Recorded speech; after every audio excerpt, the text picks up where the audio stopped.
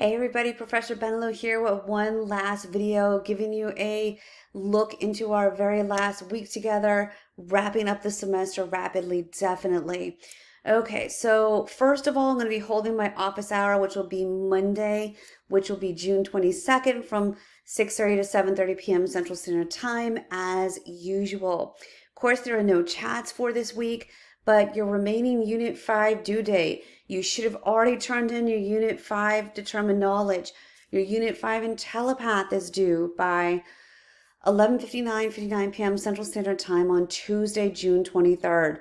So get that last assignment in, my dear students, please. Tuesday, June 23rd, 11:59 p.m., your Unit 5 in telepath.